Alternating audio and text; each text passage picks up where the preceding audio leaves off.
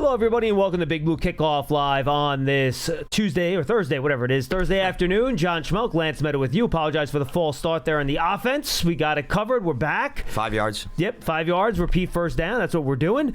201-939-4513. Hashtag Giants Chat. Of course, we're in the Hackensack Meridian Health Podcast Studio. Keep getting better. So, this is the last show Lance is going to be on until the draft takes place on Thursday night. He'll be with us next Friday, so I want to get his final take on what the Giants should do in the draft in his opinion. And we have three of the main draft analysts out there that released, in some cases, their final mock drafts for Dane Brugler.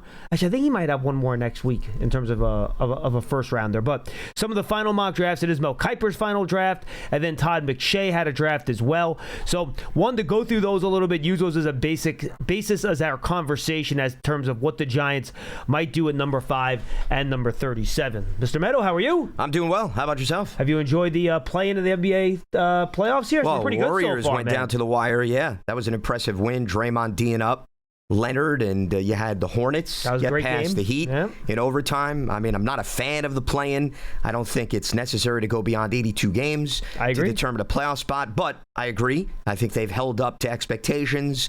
Golden State probably, to me, is the most dangerous team if they get in terms of at least causing trouble. I'm not saying they're going to knock off Oklahoma City, but it could be a handful. If Porzingis and Curry are healthy, they become a dangerous team. Absolutely. Yeah, I'm with you 100%. All right, so let's get to these mock drafts here, Lance. And I think before we get to the Giants at 5, let's look at these three gentlemen who are plugged in the league and know their stuff to see what they have happening before the Giants pick at number 5, sure. right? Because I think that's important. First, Todd McShay. He's going to join the Giants Medow podcast tomorrow. I'm recording that around 3:45 today. And we'll get his intel on exactly what he thinks is going to go down with the Giants. But he is the Raiders going Mendoza, no surprise. Jets going David Bailey. In a trade-up, Saints going Arvell Reese. Let's just assume the Cardinals pick Arvell Reese, which I think is also realistic there. And then the Titans selecting Jeremiah Love. Looking at Mel Kiper's mock draft, he has Mendoza at 1, Bailey at 2, Reese at 3, Jeremiah Love at 4. And then if you look at Dane Brugler's mock draft, he has Mendoza 1, Reese 2, Maui Noah 3, Bailey 4 going before the Giants. So here's the way I look at it, Lance. I would assume that both Bailey and Reese will be off the board. First and foremost, Mendoza is going to be off the board.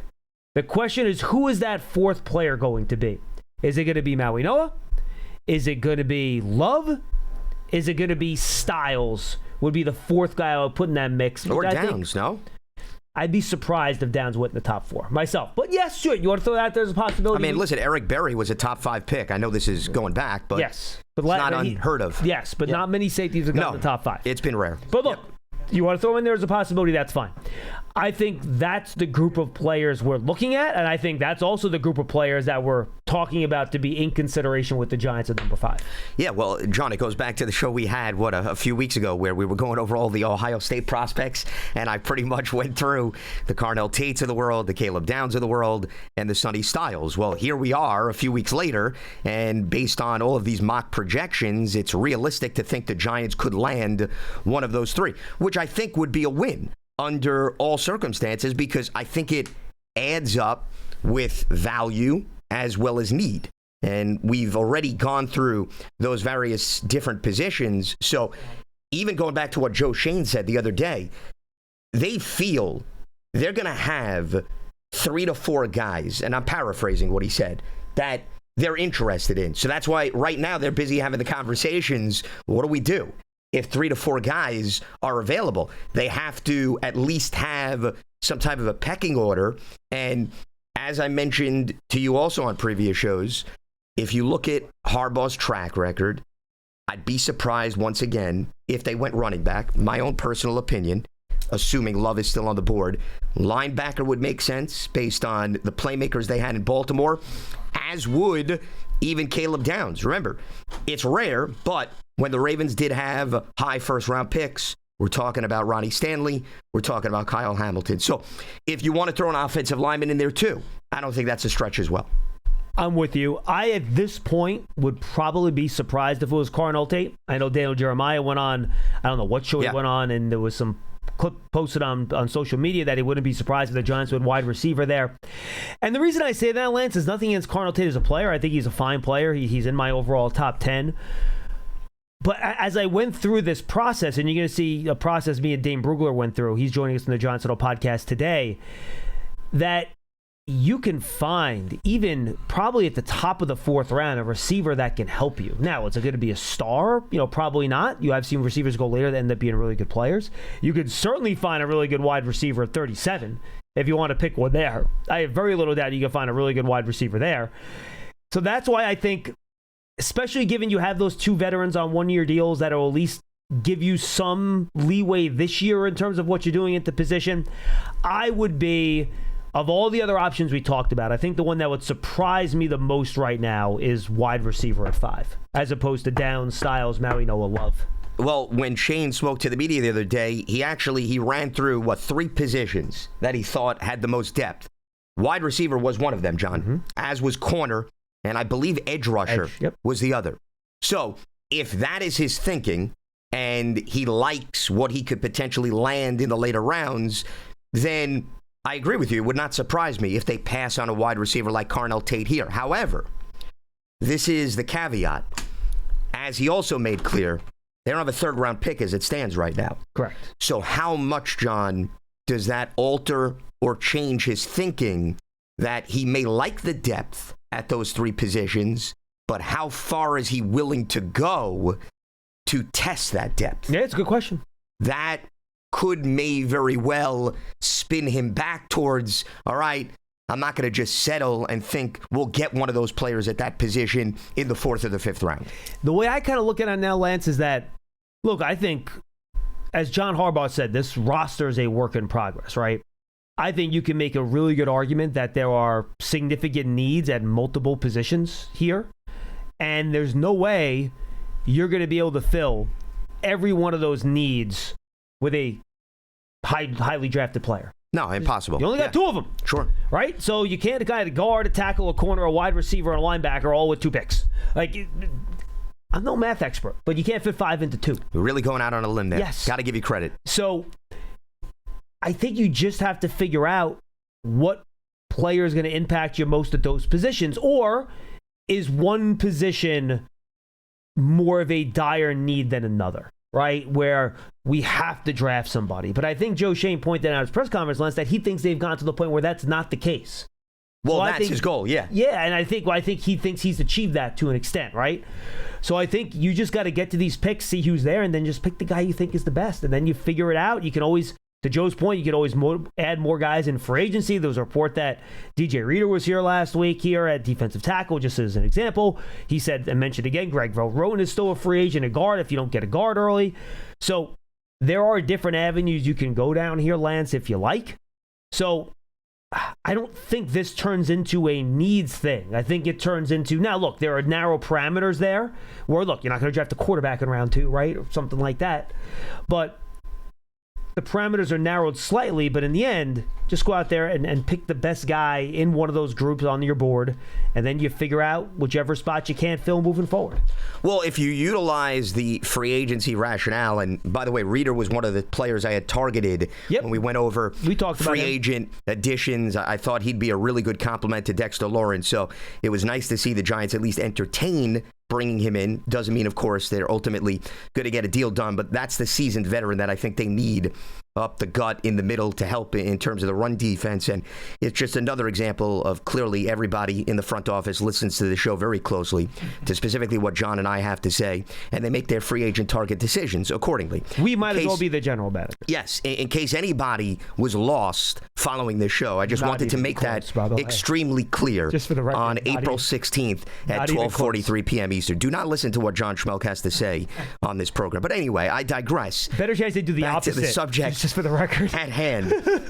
To try to steer this show back on course, John's point about, well, did they do enough in free agency? One of the phrases that Joe Shane utilized was, if we played a game on Thursday, how would we feel? Right. And he said, listen, we're not a finished product, but we'd at least feel as if we got a competitive group out there. The 2 primary positions of need that stand right now the same way I felt, John, a week or 2 ago, is defensive tackle and guard.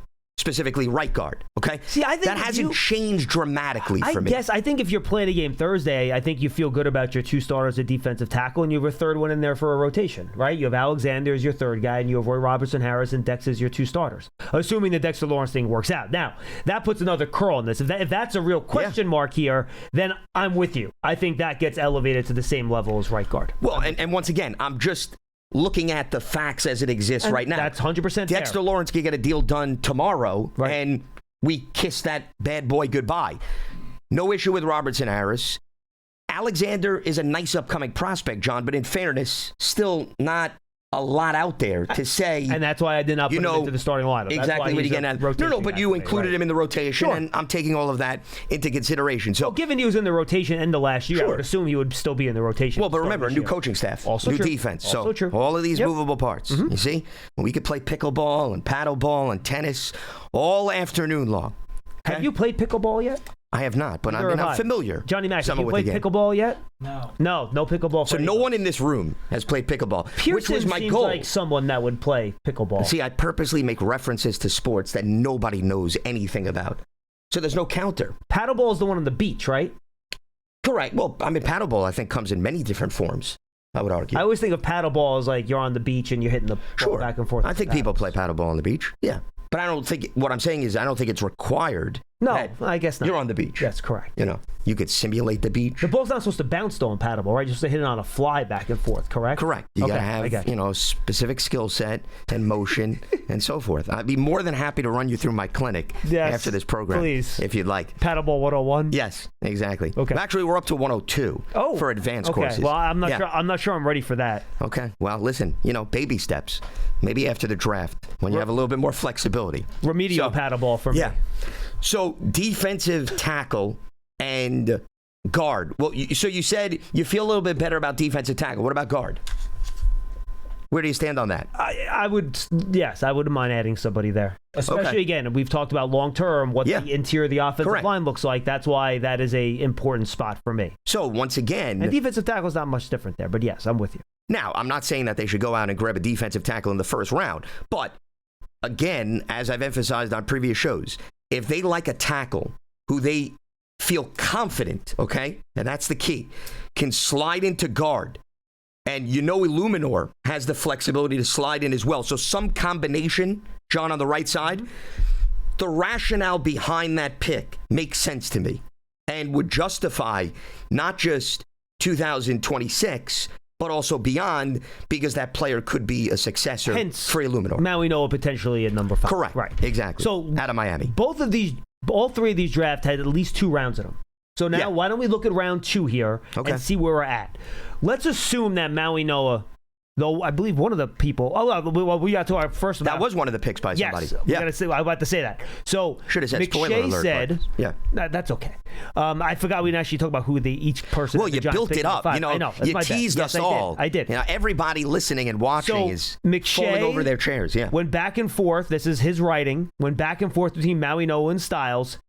So Styles will not surprise him. He decided to give the Giants Maui Noah at pick number 5. Dane Brugler went the other way. He decided to give the Giants, I believe he gave them Styles. No, he gave the Giants Caleb Downs at number 5. And then Mel Kiper also gave the Giants Caleb Downs at number 5 over Sonny Styles, which I thought was interesting. So, not surprised by any of those selections. If I had to guess what I think the 3 most likely picks are, Lance, it would be Styles, Downs, and Maui Noah. Right now, today, the 3 most likely picks, those would be the 3 most likely picks to me. Based on what I know about the Giants, what Joe Shane and how he's worked before, what I've glimpsed about Harbaugh just from watching him from afar, would you agree that those would be the 3 most likely? I would agree with you. I mean, I'll go back to, I think in my mock projection maybe 2 weeks ago, I said Styles would be my pick based on all of these choices, but Downs and addressing the offensive line and bringing in a guy like Maui Noah, who, once again, could have that tackle guard flexibility, to me fits into value and need for the Giants. Now, the one thing that I wanted to add here of the mock drafts, John, I don't know if you saw this. I always read the thinking behind it. Sure. And I believe it was McShay, and I could be wrong. I have it here. Where he asked around about what Harbaugh would do. That is correct. If like 3 or 4 guys were on the board, and they all said he'd go offensive line. People that have worked with Harbaugh is what he said. Okay, I'll that read was it the for word. you. Do you want me to read it? Yeah, read it. Sure. Yeah. I even reached out to former coaches and personnel who've worked with Harbaugh to get a sense of which way he might lean between Styles and Maui Noah. And while linebacker and safety are important, there's a belief he will go offensive line in this scenario, taking Maui Noah after signing Jermaine Illuminor, with both players capable of playing right tackle or sliding inside to guard. Will give the Giants valuable flexibility to get their best 5 offensive linemen on the field. And once again, not a stunning development that could be where Harbaugh thinking goes, because he did influence, okay? I'm not saying that he was the sole individual in the room, but Ronnie Stanley was selected with a high first-round pick, and they went to address the offensive line. I believe he was their highest pick made during the Harbaugh era, Ronnie Stanley. I think that is accurate. I think he was picked higher than Hamilton was. Hamilton was the 14th overall pick. Think Stanley was 11th. Stanley was 6th. So that is correct. That high? Yep. Okay. So he was Well, 6th. Here we go. We're 1 pick off. Correct. Exactly right. So wouldn't it be crazy? No, it would not be crazy. And that's why, despite some listeners' unhappiness with it, I have tried to bring up Maui Noah as a possibility at number 5. So now we get to 37 here, and this is where I think it's interesting. Okay. So McShay have the Giants going Chris Bell, the wide receiver out of Louisville. Now, he's coming off an ACL injury too, just like Neighbors, and his was actually later in the year than Malik Neighbors. So while long-term, I get trying to get some value there, I would be surprised if the Giants pick someone that was coming off an ACL, given Malik Neighbors' health situation. I could be wrong about that. That's what I'm saying. Just to give you an idea of who was left on the board for the Giants at 37, Peter Woods went after Bell, Gabe Akis, Eli Stowers, Malachi Lawrence, bunch of edge players, Cassius Howell, Keelan Rutledge, Avion Terrell, Emmanuel Pregnon, Jacob Rodriguez. Those are the guys that went right after Chris Bell in McShay's mock draft. Go to Brugler. He is a Giant selecting linebacker Jacob Rodriguez, one of my guys. Straight immediately after him, you had Cassius Howell, Traden Stukes, who's a kind of a nickelback / safety.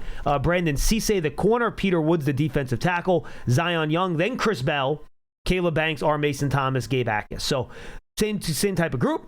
For Mel Kiper, he is a Giant selecting Keelan Rutledge at pick number 37. Right after him, Chase Pasantes, TJ Parker, R. Mason Thomas, Cassius Howell, Casey Concepcion, who was still on the board for him, Chris Johnson, who was still on the board for him, Brandon Cisse, Eli Stowers, and then Jacob Rodriguez. So those are the type of names we're looking at. Other than Peter Woods, we don't see a lot of defensive tackles in that group necessarily. I think Caleb Banks might have been one of them, but again, I think big man with bad feet, I think you got to be careful with that in terms of picking him with a premier pick. What do you think of that combination, Lance? And I think it makes sense where you're targeting offensive line if you're not picking one early. If you don't give the Giants Styles, you give them Jacob Rodriguez. And then for McShay, you give him a wide receiver if you go offensive lineman early. So we're kind of still in that same group of positions we've talked about in terms of need. Sure. I wanted to add in terms of the mock for Mel Kiper, Caden McDonald was the pick right before Rutledge, John. And by the way, it's same exact thing for Dane Brugler. So you were talking about defensive tackle, and here's another Ohio State guy we've brought up on previous shows.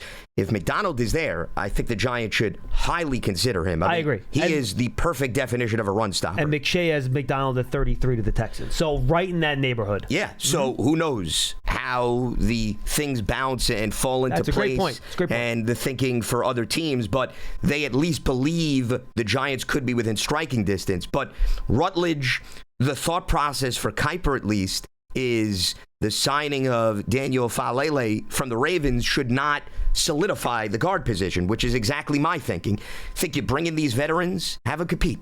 Nobody is being handed the starting job. So you tackled one position in the first round on the defensive side, and then you go offensive line in the second round. Thought process lines up with the positions of value and need. Linebacker Rodriguez would be the flip-flopping mentality of McShay's thought process. And then wide receiver, I'm playing mind games with myself, John, because I just don't know how deep Joe Shane thinks of that position. And I wonder based on the veterans he brought in, does he feel between Neighbors, even though we don't know about his status week 1, but the 2 vets, that you're at least in good shape to give the necessary weapons to Dart year 1 before you move on to worrying about 2 or 3 years down the road? And if Moody plays really well, are you just comfortable bringing him back as your wide receiver Correct. too? Exactly. Right. So that may not rush him in to a wide receiver, I my think point. Wide receiver would be less of a priority, for me at least, personally, compared to corner, guard, tackle. I put wide receiver and linebacker on a similar level. I think those would be similar to me. Look, if you started Mike McFadden this year next to Tremaine Edmonds, I'm okay with that. I'm fine with it. I think you'll be okay. I think the other ones I would keep a closer eye on. Personally, in terms of what I think in terms of need. Well, I would put wide receiver last in terms of the absolute need. You would put it behind linebacker too? Yes. Okay. Linebacker, though, I would show a little bit more urgency, John. And the reasoning being McFadden has not been the poster child of durability throughout his career. Mm-hmm. So you're assuming that he's going to hold up, and I just don't know if you could take that for granted. Edmonds has been durable, but it's also a new defense for him. And run stopping has been problematic for this team. So I think you'd want an option that you could simultaneously develop and can help your cause here in 2026. So I would move linebacker, maybe not as high as defensive tackle and guard, but... How about versus corner? Versus corner? See, now you're bringing in the Deonte Banks wild card, Paulson Adebo. Will he have a bounce-back season? I would put corner and linebacker in the same boat. Okay. I would put corner slightly ahead of linebacker, and linebacker and wide receiver I'd put on the same boat. That's what I would do. Well, the more and more you pose these questions, the more and more I'm thinking, and, Harbaugh has said on the record, it's about putting a roster together to solve your division, right? Yeah. Well, I would say the Giants' opponents... You need corners. You need corners, but they also can run the ball, too. They're capable of. Maybe not as dynamic as the passing attacks, but also, it's not as if, every team the Giants went up against had a Pro Bowl running back last season, okay? They still were productive. Yep. So you can't just look at backs on paper and say, oh, there's a cakewalk. So I wouldn't overlook and sleep on the ground and pound, is my point. So, Lance, at the end of the show, I'm going to have you give your ideal first 2 picks for the Giants. If you were drafting, who would you pick? And I'd let you if you want to think about it over the next half hour, I'll let you pick a round 4 guy, too. Oh, wow. Okay. So you can give me 3 names. You got a half an hour to figure out who your third name is, okay? Okay. And we'll do that at the very end of the show. Sounds good. In the meantime, let's get to the phones, 201-939-4513. Just a reminder, folks, that the Giants fans should join us for a draft night block party at Hudson Yards in New York City on Thursday, April 23rd, presented by Moody's. It's free and open to the public starting at 3:30 until the Giants make their first round selection on Thursday night in the 2026 NFL Draft. Enjoy meet and greet opportunities with current Giants players and legends, photos with the Super Bowl trophy, with live stage programming beginning at 7 p.m. For more information on the event, visit giants.com/draft party. That's not far from Lance Meadowville in the city. Not at all. Yards. Yeah, 100%. Maybe you should go up there and do a little meet and greet at a table yourself. You can have a little Lance Meadow zone. Your thoughts on that? Well, if the marketing people want to consult with me. No, I feel like that would be you doing it on your own. Oh, were you going to give me permission at a Giants event? No. I would say to go out on a tangent? I'm not giving you permission at all. Yeah. I think you have to be party crashing and doing it on your own. Okay, so this is non-invite, and I'm just showing up. Unauthorized, correct. Now all of a sudden... You come with like a folding table, a couple of folding chairs. It's a very low-maintenance setup and operation. We've had a week, maybe we can get a big giant cardboard cutout of Lance. we could set up behind him with at a the marker. Table. Yeah, sure. Written out? Everyone can come sign the big cardboard cutout. It's like a lemonade stand, essentially, is what you're describing. Yeah, pretty much, yeah. I agree. So I'm coming to serve lemonade. I'm not sure if you'd have any beverages with you, per se. Well, we've got to afford the cardboard somehow, okay? And the folding chair. Did you ever think about that? I did not. How are we going to make the budget work? Come on. Got to put 2 and 2 together here. It's the little things. It adds up. And by the way, I've already mentioned it, folks, a couple times, but we have some really good Giant Hub podcasts coming out this week. We already had Field Yates come on. We had Jordan Edwards from Sports Information Systems, who's really great. Sports Info Solutions, who's really good. Draft season went up. Tony Pauline goes to his top 50. We go through the latest draft news and rumors as well.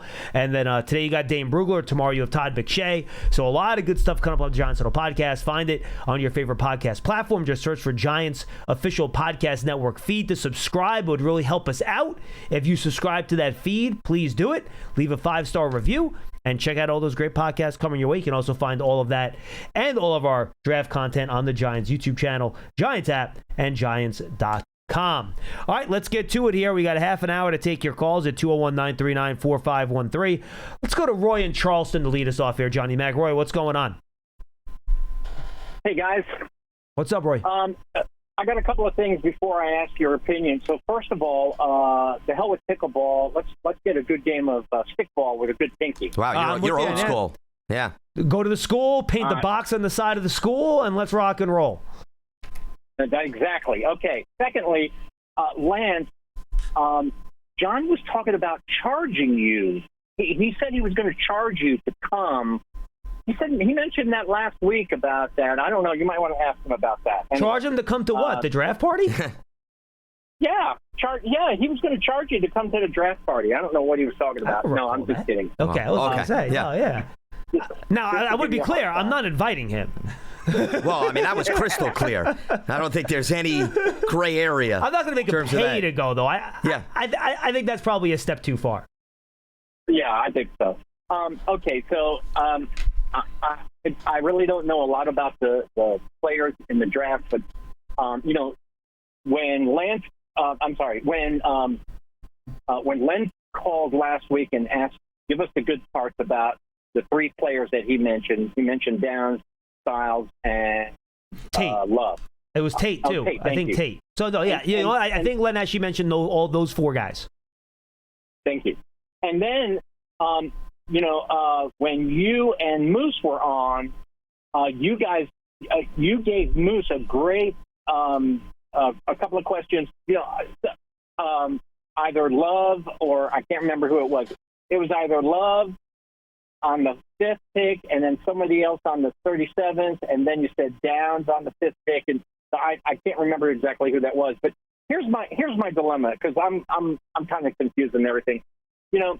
Where do we need to beef up the depth of our roster on the defense and the offense? Well, I would say this, Roy, just real quick. One. At pick number 5, I'm not worried at all about what the depth of the roster is. At pick number 5, I'm picking the most impactful, best player that I can. At that point, depth doesn't matter. I'm just picking the best dude. Because, and that's why Caleb Downs is in the mix for me. Did you hear Lance and I mention safety as a need? We did not. Yeah. But we did mention Caleb Downs as potentially being the 5th pick. Yeah. Why? He's just really freaking good. And versatile. When you're picking 5, just pick the best dude that's going to be the best player. And see, that was my thought. Do you think that he would work in tandem with McFadden back there? McFadden? Yeah, McFadden back there. Why would you suggest that? It'd be more of him and Javon Holland and how they would utilize. Okay. Well, I think what you would have, Roy, I think you would have a base defense where you're playing a nickel defense. Caleb Downs, I guess, or Tyler Nubin, but probably Downs, would be your at the line of scrimmage nickelback. Yep. And that would become your base defense. He would play that role where he could stop the run, he can cover, and he'd give you that versatile chess piece that you can stay in nickel even on base Downs because Downs is so good around the line of scrimmage against the run. Right, because that's what I was thinking when you had mentioned, you and Paul had mentioned about Downs and how he's football smart. It's going to be hard to scheme for him because he is aware of where the ball's going. And I think because, we did struggle with stopping the run, and I think that's one of the biggest things. But then here's the other part of the problem that I'm having.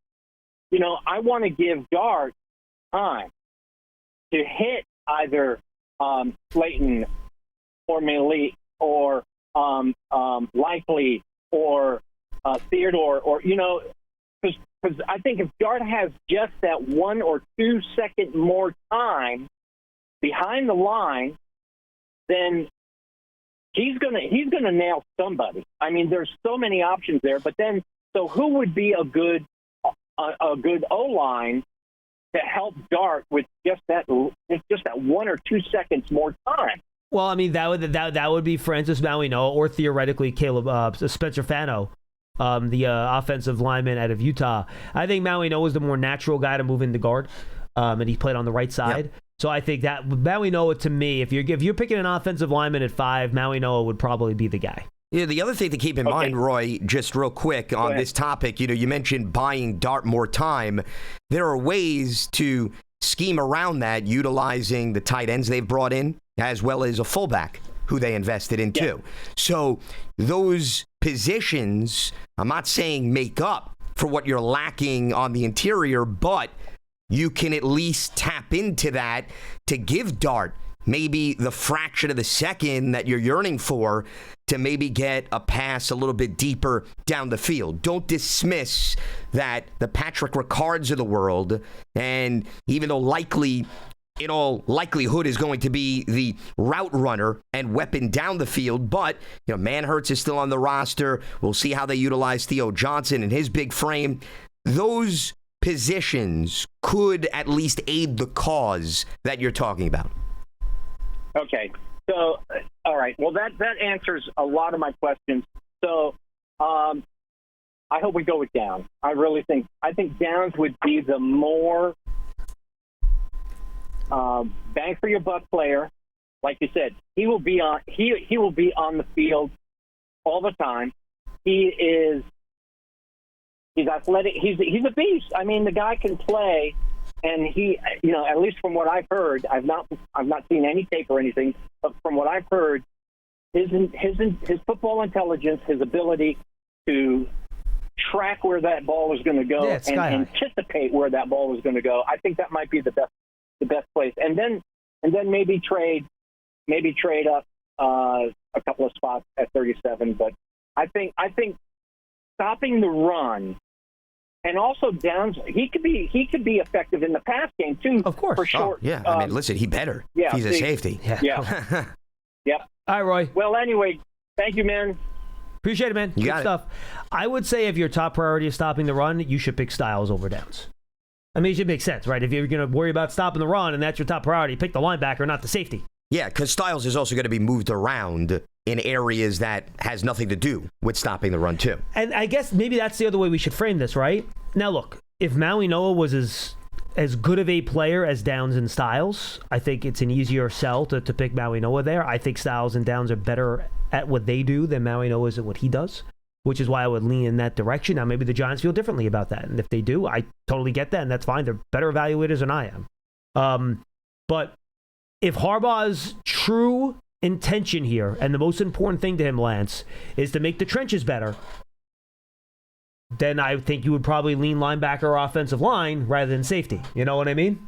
Yeah, because it goes back to, once again, the weaknesses that I'm sure he saw on film once he took over this job. The other thing is, and I'm not saying that they would explore this, but the last caller was commending Downs for his mental aspect of the game, how well he can read offenses. Keep in mind, Styles started his career as a safety and moved to linebacker. So he's been through a lot of different areas of the field, and I also wouldn't overlook his versatility. And I don't know how much the Giants would entertain it, but if they feel good about what he's done, John, in the past, maybe that makes him even more attractive to absolutely, without hesitation, utilizing the 5th overall pick with him. So, and remember, Edmonds, as durable as he's been in the league for some time. There's a lot of wear and tear on Tremaine Edmonds. So that's another reason why, because you brought up him and McFadden, they got to think well beyond 2026 and what that room looks like. All right, let's go to Dave in Michigan. He's up next. Dave, what's happening, man? Hey, guys. Haven't called in months. Thank you for all the daily podcasts. It keeps us all plugged in the off season. Thanks for calling. Dreaded off season. I just want, ultimately there's like 3 or 4 different guys that they're going to pick at 5.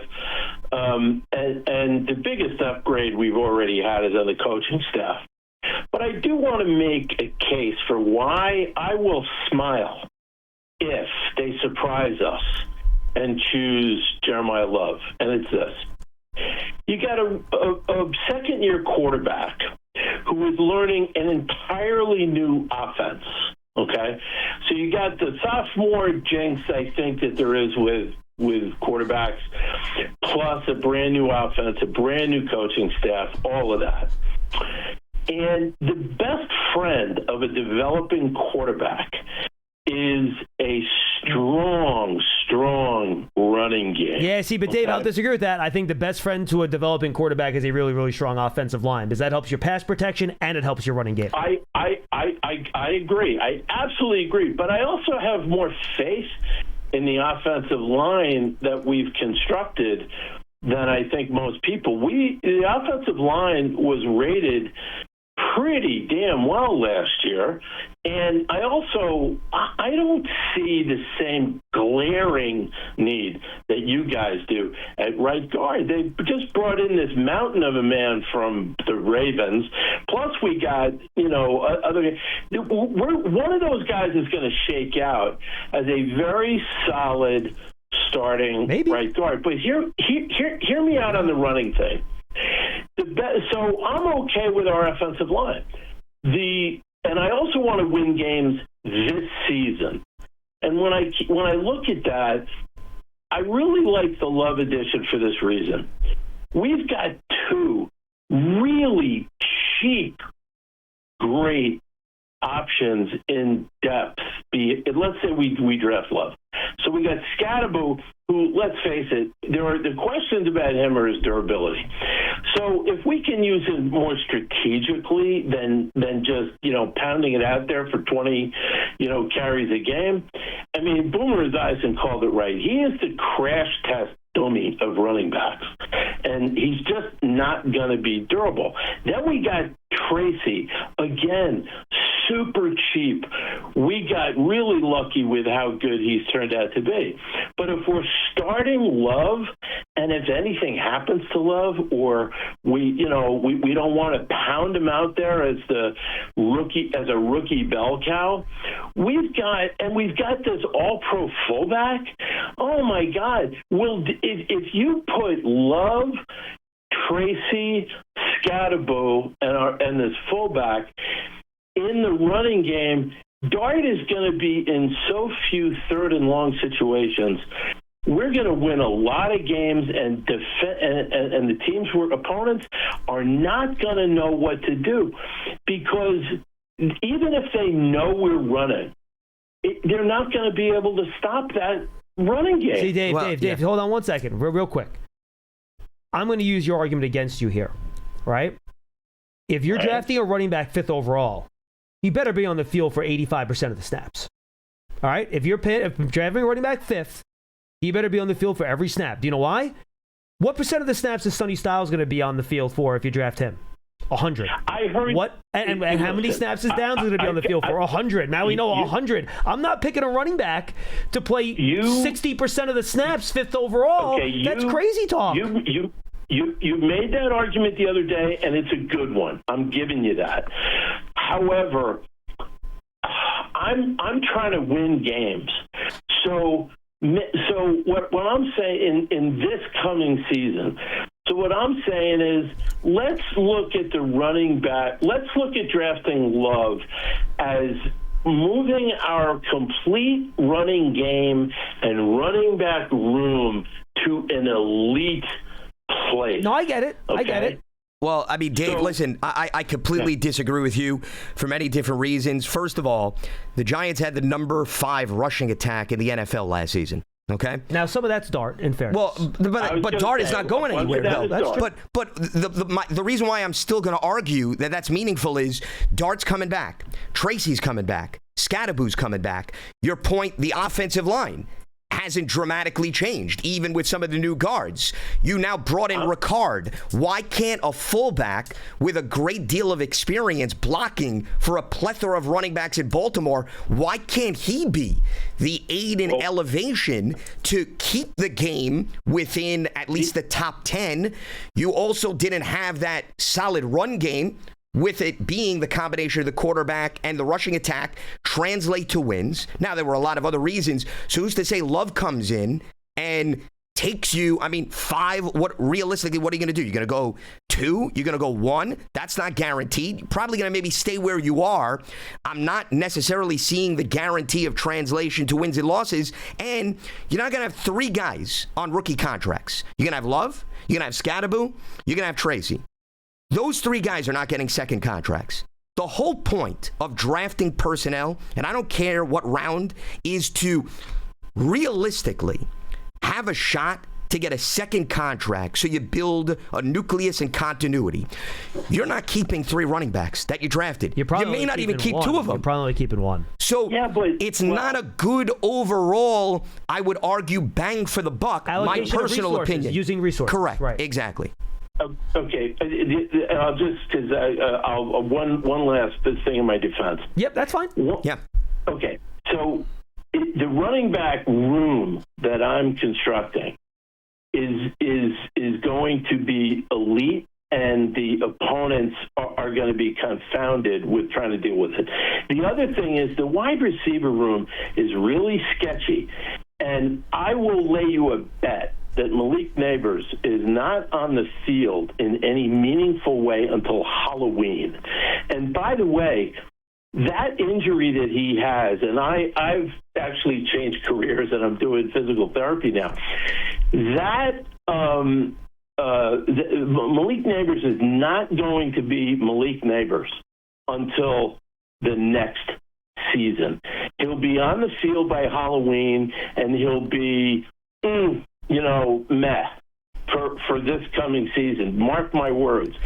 There is a healing process that only time, I don't care how many experts you have in the room, I don't care what the regimen is, there's a level of healing and confidence in that knee. No, I think that's fair. All that's fair. We've seen that with previous players where it could take over a year. No dispute there. That's why I think they went out and they got Darnell Mooney, who was in Matt Nagy's offense, and Calvin Austin. I'm not telling you that they're Malik Neighbors, but the point is volume, better proven talent can at least help give Dart some options. And remember, Likely is going to play a huge role in this offense. I got okay? you. So he is sort of a pseudo wide receiver. Running game elite, which helps Dart.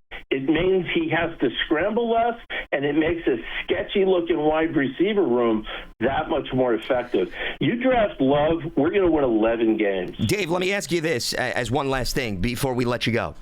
What type of an impact did Ashton Genty do for the Raiders this past season? Even throwing Bijan Robinson for the Falcons. Well, but let's... terrible team with a very dysfunctional. But that's why I think Bijan's a better example, because the Falcons are okay. Else. And they didn't win any games. I think it's a false comparison. No, but David, how about Bijan? Again, I would say that the Falcons are a very dysfunctional staff and organization. The Giants have believe, fixed the madness of the last 3 or 4 years. No, but Dave, hold on one second. If you want to compare, Dave, if you want to compare the talent on the offensive side of the ball between the two teams, it's very easy to argue the Falcons had more talent on offense than the Giants do. I'll tell you what, I'm not smart enough to be a coach, but I feel like I'm putting my owner's hat on, and I'm talking to the Harbaugh about what my thoughts are about who we're going to draft at 5 and how that pick is going to translate to wins in 2026. Well, listen, Dave, appreciate the call. If he is having that conversation with Harbaugh, you're saying ownership, then Harbaugh is going to whip out all of the running backs he utilized in Baltimore. And outside of Derrick Henry, who did they spend a lot of money on? Who did they use a top 10 pick on? And by the way, what other team in the league has a running back really driven winning? Yeah. The Niners are winning plenty of games before Christian McCaffrey showed up. Now, did he make them a lot better or more dangerous? Yes. I believe the Eagles were winning a ton of games before Saquon Barkley showed up. Sure. Yeah. Ravens were winning a ton of games before Derrick Henry showed up. Because Harbaugh's philosophy is more built in the offensive line, the tight end, the fullback is what I'm explaining. I agree. And the running back, not to say you're going to bring Joe Schmo off the street, but the running back can feed off of those elements, and you already invested picks in two young up-and-coming backs. But I want to get back to Genty, not to go into a whole Raiders tangent. I understand the Raiders were not a good team. I'm not arguing. And their offensive line was terrible. 78% of the snaps he played. So that goes back to, John, your point, okay? But the Raiders had a veteran quarterback, though.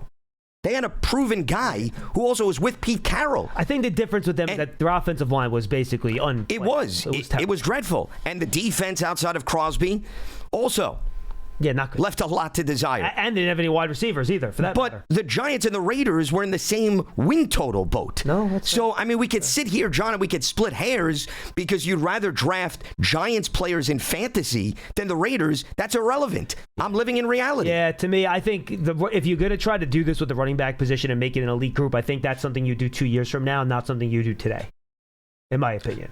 Well, also, the reason why I can at least digest it, you want to stagger some distance between these rookie running backs. I agree. And you want to see what Scadaboo can do. Yeah.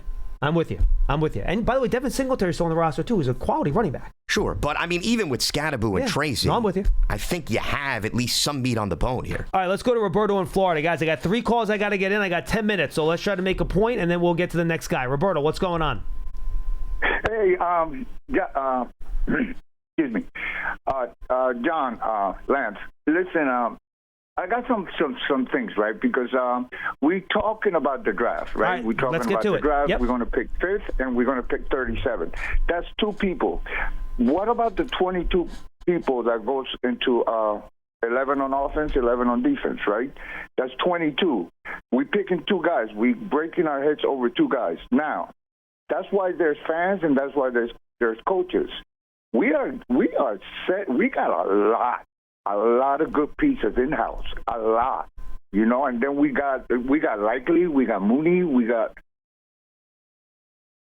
right. So listen, the best 4 players in the row in this draft are by far 1 Love, 2 Reeves, and number 3 is a toss up between Sonny Styles and Mendoza. Mendoza's in the mix, of course, because the Raiders taking him number 1 overall. Yeah, so, I mean, there's no point to discussing him. And they don't need a quarterback. But to me, he is not the best player in this draft. That's fine, whatever. What do I know? I'm a fan.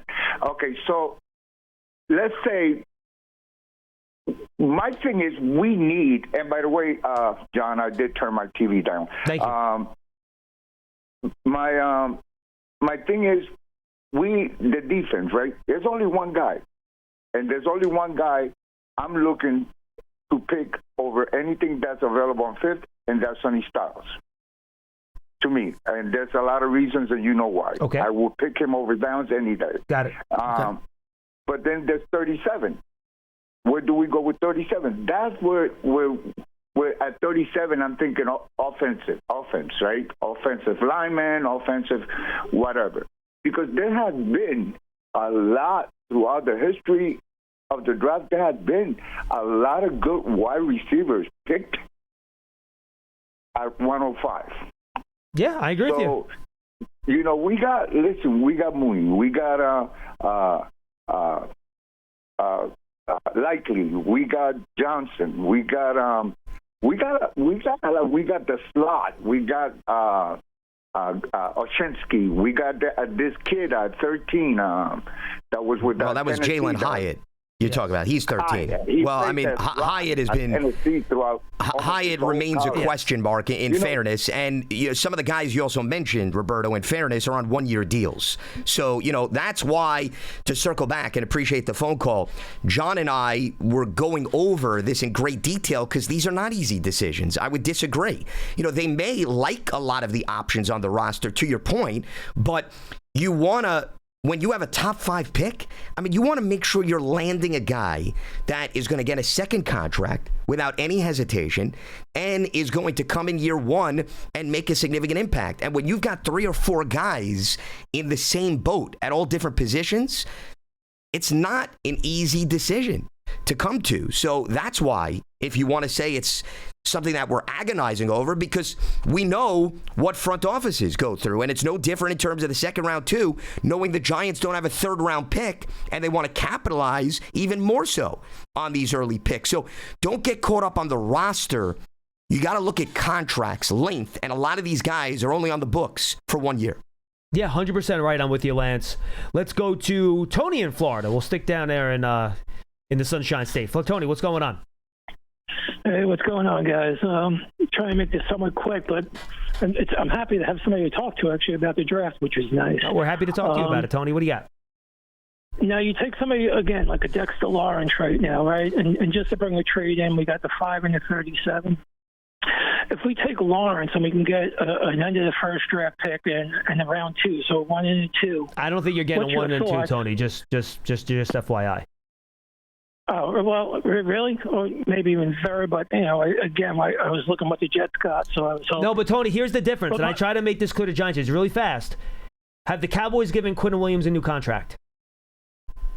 No, but Dexter signed for 2 years still. Yeah, but the whole reason he wants to, theoretically, if the reports are correct, wants to get moved because he wants a new contract. So if he gets traded to another team, the first thing that's going to happen is that they're going to give him a new contract. And much like when the Giants traded for Brian Burns, who they immediately had to give a new contract to, what did the Giants trade for Brian Burns? Well, I get it, but if you make that trade, just devil's advocate, if you make that trade, they're going to want to, increase that. So add the years on to whatever, where they can, other teams are in the, some teams are going to be in a better cap area, and they're also looking to win the Super Bowl. Oh, no, Tony, I understand what you're saying. I think, but my point is, when you have to give the player a new contract as soon as you get him, it's going to reduce the amount you're giving up for the player. Because you still have other baggage you got to work out. Yeah, because you're in effect then paying him and giving up draft capital, right? Instead of, for example, the Quinn Williams trade, the Cowboys didn't have to pay him. They just had to give up draft capital, so they were willing to give up a little bit more. Do I think a late first-round pick is realistic? I do. I think you can get a first-round pick for him. Do I think you're getting a 1 and a 2 for a guy that's going to be 29 this year and is coming off a down year?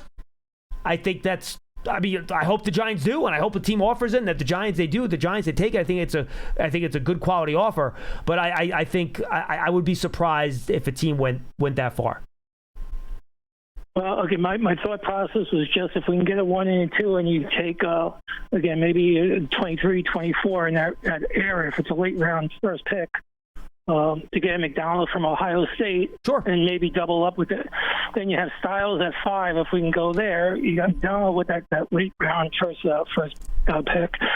Then the second round, then maybe we could, with 37, we can pick up a Pregnon or something, and then we can have a pick of maybe like Hunter or something. And now we got 2 defensive tackles, so we're going to be set there for years. We increase that offensive line with Pregnon, and you got Styles, so you got those 2 animals, and as linebacker with the wingspan. We're going over the middle is going to be impossible. I think you set that defense up for the next 10 years. Well, I think it's a good formula. Yeah, a little bit lengthier, but no, I mean, certainly it makes sense. Thank you, Tony. In terms of playmakers. But keep in mind, defensive tackle, when you say you're set, a big part of that also is what do you then sacrifice and lose in terms of the pass rush? Great interior defensive linemen also consistently get to the quarterback in addition to aiding the run. And McDonald's a run stuffer. He is not the pass rusher. Yeah, well, and that's why I'm bringing it in. So you're giving up John's skill set in that last caller's equation too. Keep that in mind. And by the way, for the record, if I'm the Giants, I would be asking for the same package that the Jets got for Quinn Williams if I'm the Giants. Certainly. I could argue when Dexter's at his best. He was at his best last year. When he's at his best, he's still there. He's probably better than Quinn Williams. But he wasn't there last year, right? So, but if I'm the Giants, that's what I want because, look, Tony's right. He does have 2 years left on his deal. And sign a contract, the player, if the team plays hardball, they don't really have much of a recourse in terms of, well, unless he just doesn't want to play and is willing to sacrifice money, John. We've seen guys that get traded and then all of a sudden, the Jets went through that. The name's escaping me. Well, I think so. Hendrickson last year with the Bengals is the perfect example, right? Yeah. So, you do run the risk. I think if you ask most general managers, I think the ideal situation is if a guy's got a contractual issue, and I've been preaching this for years, you better work it out before you finalize a trade. I would never, John, want to acquire a player who is unhappy about his contract, and you say, you know what, we'll work it out when you get here. No, I wouldn't do it. Yeah, the Jets player thing was Hassan Reddick. That's they traded for. Correct. And then they could have come to a contract. And then they had to move him, right? That was a disaster. Absolutely. I was talking more in terms of the Giants, in terms of him staying here. No, that I get. I understand. Well, then obviously you've got a relationship. Yeah, correct. You've got history. It's a little bit different. But I'm looking at it because the last caller was talking about if somebody else wanted to go after him potentially. I'm looking at it from the lens of the opposing team and what they've got to go through in a potential negotiation with the Giants. All right, let's wrap things up with Marcus in California. Marcus, what's happening, pal? Hey, how you guys doing? We're good. Do well. I have 3, but I'll cut it to 2 to make it quick. Sure. So on Dexter Lawrence, I don't want Dex going anywhere because he still gets double teamed a lot, and that takes one offensive lineman out of a play. No, Marcus, I agree. If my preference, Dexter Lawrence is playing his A game and is here for a long time, and I think that's the Giants' preference too, if he can work out the business side of it. Yeah, and I'm not taking a bunch of draft picks for him this year because I'm not too impressed with the draft as a whole. So other than that, that's my spiel on that. And then the other thing I had was just a question for John, since Lance is going to give his 3 picks. If the draft goes Mendoza, Bailey, Maui Noah, Love, who are you taking, John? Today, I would select Sonny Styles. He has a slight edge on Downs for me. Mostly. What about Reese? Oh, wait. I thought Reese was the second guy. Say it again? No, I said Bailey, Maui, Love are the 3 after Noah, Mendoza. Love. Oh, boy. I would take Arvell Reese. So would I. I still want Tate if Reese is gone. So that's my thing. I would take. Gotta go. Yeah, my order of Ohio State defenders, Marcus. It's funny that that's kind of what I'm focusing on. Is Reese, Styles, Downs. That's how I would do it. Yeah. All right. Well, that's what I thought. I thought Reese would be the guy if he's there, and I can see it playing out like that. And by the way, because I think Marcus, and I've said it on our program, I think Reese is a dynamite off-ball linebacker.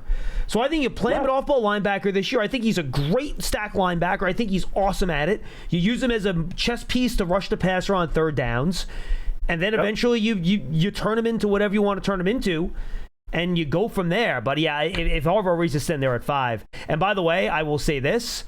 If Arvell Reese does not get picked, I think a team would trade ahead of the Giants to draft Arvell Reese. I think a team would move up to get him, whether that's the Chiefs or the Cowboys, or McShay had the Saints doing that in his mock draft.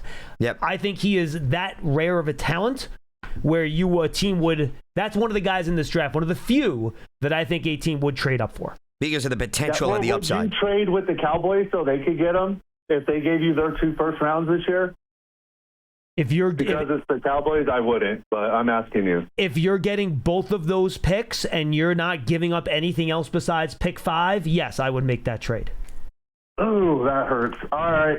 Well, I think that if we do get Reese, that him and Abdul can switch. They could all 3 be on the field at the same time with Burns because they could switch between plays, linebacker and edge rusher, I think, and at some time. All right. So I think it would be good. But thanks for the call, man. Appreciate the only thing with Reese, remember, is I think you got to have a definitive plan. And I know you outlined that, John, but any team that takes him, I would not want to move him around. That be my concern. No, I wouldn't either. At least even as a rookie. I really want to have a definitive plan. This is how we're going to use you, and this is where we're going to put you. As a rookie, you're an off-ball linebacker and a blitzer. And that's what he did at Ohio State. So I'm giving him the exact same role he had with the Buckeyes. No, and that I'm fine with. But everybody who analyzes him picks and chooses where they envision him going. Heading into year 2, that can get messy. And you want to shift him around. Sure. That I think you could do. But I agree. You don't want to put too much on a rookie's plate in year 1. I agree with you at 100%. Because a lot of players that have been sort of a Swiss Army knife in college at times, it doesn't pan out very well. I agree with in the NFL. No, I think you have to. Yeah. Look, we always said that, right? You have to know how you're going to use the player when you draft them. All right, give me your 3 ideal players for the Giants. Well, I'm going to stick with Sonny Styles for the 5th overall pick. I think it's a sensible move for the Giants in terms of coming in at a position of impact. Would you pick him over Reese in the? Yes, I would pick him over Reese. Okay. And the reasoning being, once again, I know what I'm getting out of Styles, John. Yeah, I got you. More so than Reese. So I would take Sonny Styles in that scenario. Then I would look for a guard. And this is a run mauler who I brought up before, Texas A&M's Chase Basantis, in terms of the 2nd-round pick. And then in terms of the 4th round, I would go in the corner position and Takario Davis out of Washington, 6'4", a lot of length, a bit of a ball hawk, who I think has value in terms of what he could potentially do on the back end of the Giants' defense. 3 of my favorites. I think that's a... That's going to be, when I give my 3 next week, I think it's going to be pretty similar, to be totally honest. And I think all of those are clearly positions of need that we've discussed. I also but think they're realistic. Good value. And they're value and realistic. Within striking distance of where they may land. No, I think there's a good chance all of those guys are available for when you have the Giants picking them. Absolutely. I'm with you. Lance, we'll talk to you in about 8 days. Sounds good. Yeah, we'll finally be able to recap the draft. Which will be good. Yeah. Because you know how much you love speculating. Well, there's only so much your favorite that we can fill the tank up with. Yes. Yeah. And then we can actually react to what the Giants 100%. do. Next I'm week, amped up. Tomorrow, me and Dottino, 12:30. I'll throw a couple player comparisons at Paul, see what he thinks about them. Next week, we have shows during the week at 12:30 every day. The Giants... mandatory? Whatever it is. I'll just call it mini camps. I'm not positive exactly what the phrasing is. There's special mini camp that they get to have because they have a new coach. Because they got a new coach, yeah. Is next week for the New York Football Giants. They get to get on the field, unlike other teams. Yes, and they actually get to do offense versus defense and stuff. No pads, no helmets. Correct. It's the same rules as the mini camp in spring in terms of what you're allowed to do on the field. But that'll be next week. We have our FAN show on Monday night previewing the draft. Check that out. And, of course, we have our podcast all throughout the draft weekend and all that stuff. So make sure you check that out. I mentioned the Giants Huddle podcast. Go subscribe. Again, subscribe on your favorite podcast platform, not just to the Giants Huddle, but the Big Blue Kickoff Live as well. We would really appreciate it. For Lance Medow, I'm John Schmeelk. That's all the time we have for Big Blue Kickoff Live, presented by Cadillac, the official luxury vehicle of the Giants. Coming to you from the Giants podcast studio, presented by Hackensack Meridian Health. Keep getting better. We will see you next time.